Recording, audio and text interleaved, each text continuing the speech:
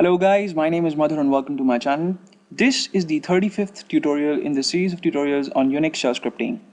Now in the last tutorial we learned to use the logical AND operator, and I told you guys that in this one we will be checking out the OR operator, but instead what we're going to do is we're going to learn a new technique, and that's because the technique that we're going to discuss in this tutorial we will be using it to build our script for the OR operator, right? So this is essential, and in the next tutorial we'll get to our discussion on OR. So I have my text editor up here, and I've saved this file in my home folder, given it the name count and the extension sh, as you can see.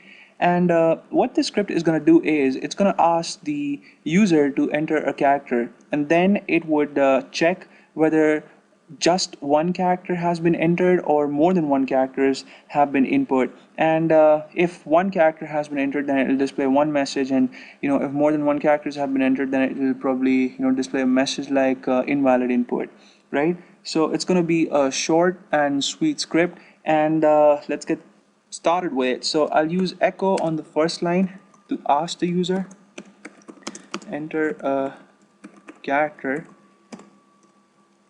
right? And I'll use read to store the input in the variable var.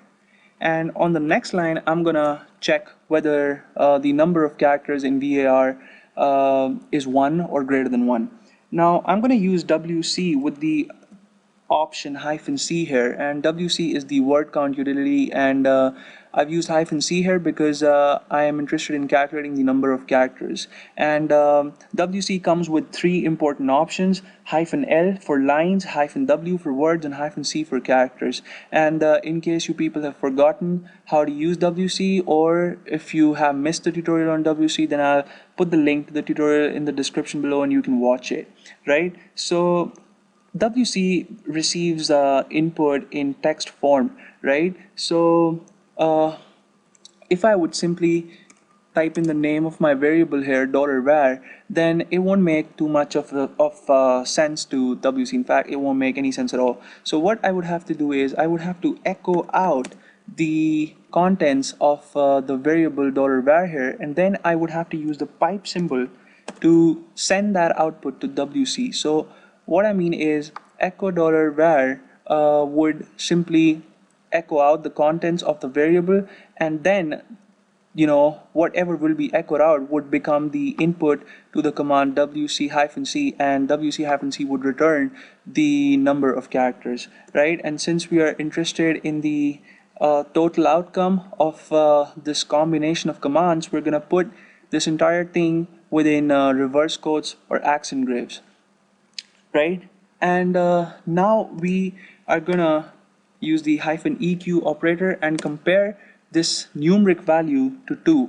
And the reason why we've used 2 here and not 1 is because when you use read to grab users input, it basically appends the carriage return character to your input, right? And I'll demonstrate that to you guys. I have my terminal here, and if I would simply type in read space num and press the enter key, then my cursor blinks and waits for me to type in something, right? So if I would let's say type in 456, I would have to press the enter key to get back my dollar prompt. And when I press the enter key, my variable num doesn't just get the value 456, but it gets the value 456 plus the carriage return character. And if I would use echo to see the contents of my variable num here, then you would see that I get 456 and my dollar prompt gets displayed on the next line, and that's because there's a new line character at the end, right? So if that wasn't the case with read, then we would have obviously compared our numeric value to 1,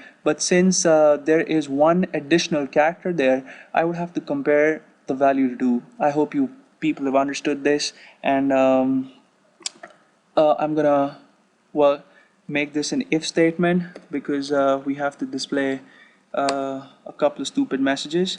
And on the next line would go the keyword then, and I'll use echo to display you entered a character.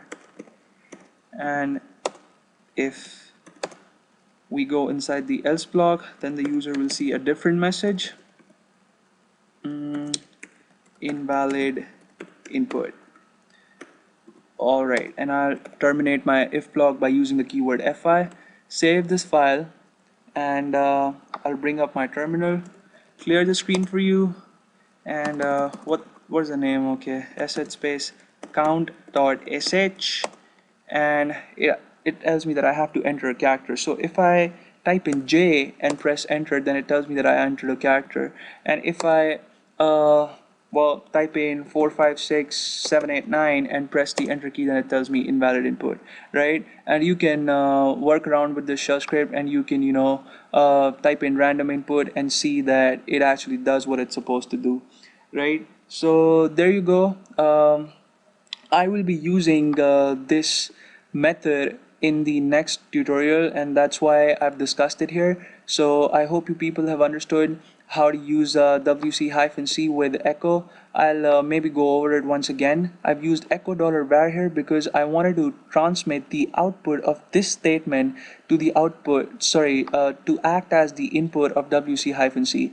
And since both these are actually commands, wc-c is a command that uses the input that's provided by the output of the echo $var. I've used the pipe symbol here, right? And the pipe symbol, you can find it over the enter key, and the accent grays, you can find them